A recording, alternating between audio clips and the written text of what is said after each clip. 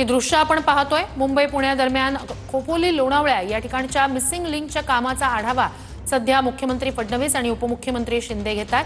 या मिसिंग लिंकमुळे मुंबई पुणे या दरम्यानचं अंतर अतिशय कमी होणार आहे। अत्यंत कमी वेळेत हा मुंबई पुण्याचा प्रवास करणं शक्य होणार आहे। सध्या या कामाचा आढावा हा संबंधित अधिकाऱ्यांकडून घेतला जातोय।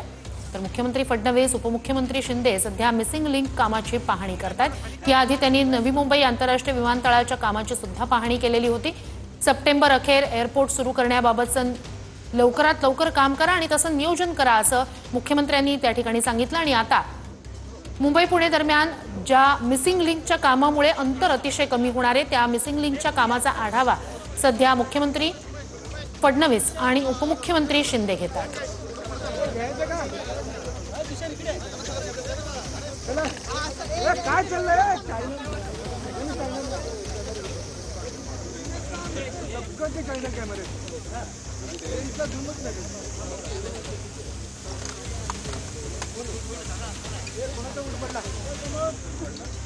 तर ही दृश्य आहेत मिसिंग लिंकच्या कामाचा आढावा घेतल्यानंतर या ठिकाणी मुख्यमंत्री फडणवीस उपमुख्यमंत्री शिंदे संबंधित अधिकारी या ठिकाणी आपल्याला पाहता येतात।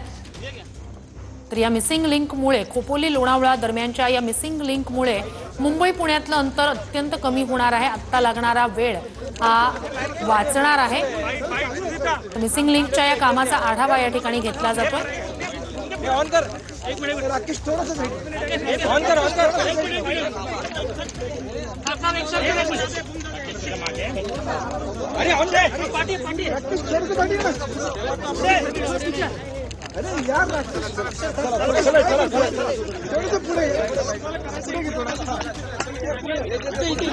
ही दृश्य आपण पाहतो आहोत खोपोली लोणावळा दरम्यानच्या मिसिंग लिंक कामाचा आढावा सध्या मुख्यमंत्री फडणवीस आणि उपमुख्यमंत्री शिंदे यांनी घेतलेला आहे।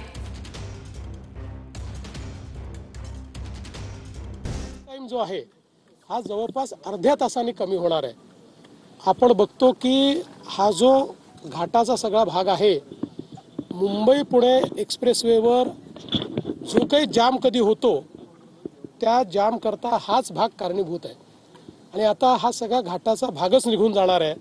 त्यामुळे अतिशय मला असं वाटतं की सीमलेस ट्रॅफिक मुंबई पुणे एक्सप्रेसवेवर या मिसिंग लिंकमुळे तयार होणार आहे। याच्यामध्ये आपण बघितलं तर 3 बोगदे आपल्याला या ठिकाणी पाहायला मिळतात।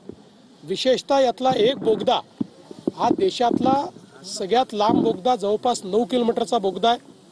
आतापर्यंतचा सगळ्यात लांब बोगदा आपण आपल्या समृद्धी एक्सप्रेसवेवर केला होता त्याचाही रेकॉर्ड तोडणारा बोगदा या ठिकाणी होतोय। आणि केवळ लांबच नाही तर त्या ठिकाणी रुंदीमध्येही 23 मीटर रुंदी जवळपास 23.5 मीटर रुंदी असलेला हा बोगदा देशातला आणि कदाचित जगातला सगळ्यात रुंद बोगदा आणि सगळ्यात लांब आणि रुंद बोगदा म्हणून हा बोगदा या ठिकाणी तयार होईल। त्यामुळे भारत आणि महाराष्ट्र एक रेकॉर्ड याच्यामुळे तयार करणार आहे।